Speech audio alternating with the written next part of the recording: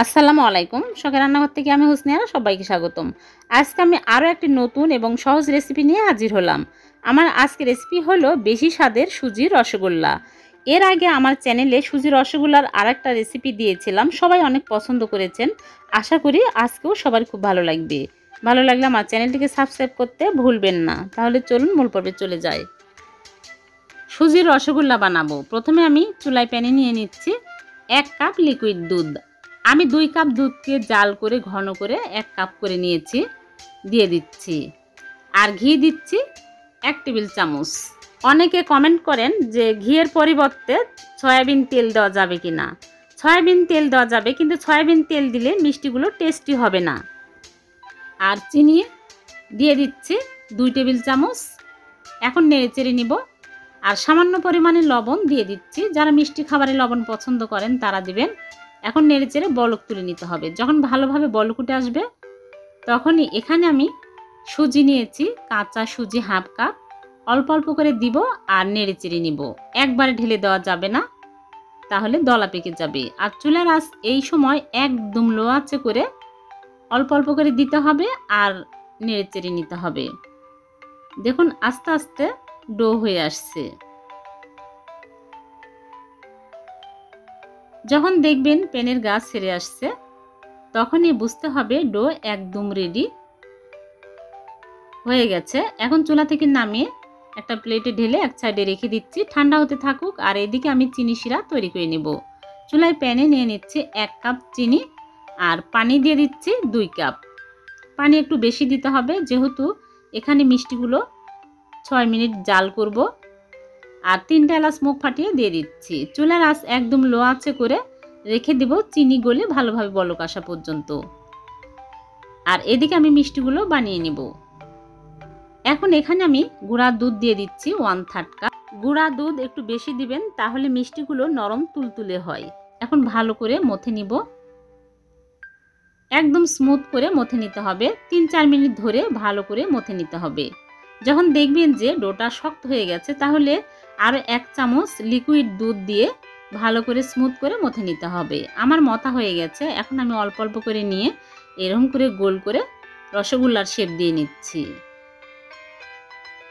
একদম স্মুথ করে মিষ্টিগুলো বানিয়ে নিতে হবে। দেখুন একটা হয়ে গেল। সবগুলো মিষ্টি আমি এরকম করে বানিয়ে নিব। সবগুলো মিষ্টি আমার বানানো হয়ে গেছে। দেখুন হাফ কাপ সুজি দিয়ে অনেকগুলো মিষ্টি হয়েছে। এখন আমি এই মিষ্টিগুলো চিনির শিরাতে দেব। চিনির শিরা ভালোভাবে চিনি গলে বলক উঠে আসছে। এখন আমি মিষ্টিগুলো দিয়ে দিচ্ছি।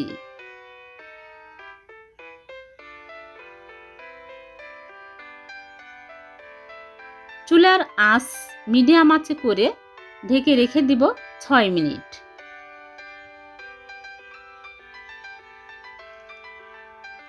ঢেকে রেখে দিচ্ছি।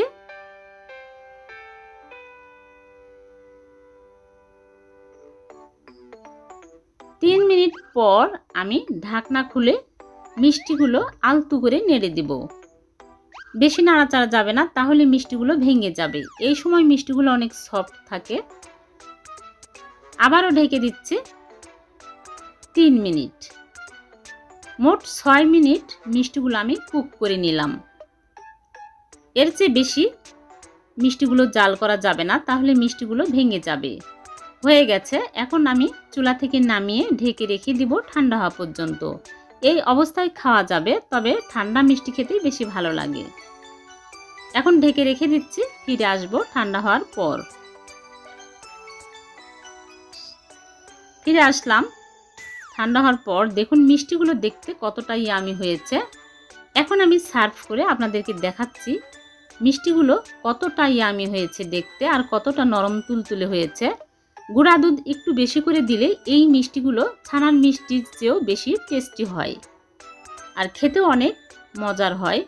দেখুন কতটা নরম হয়েছে।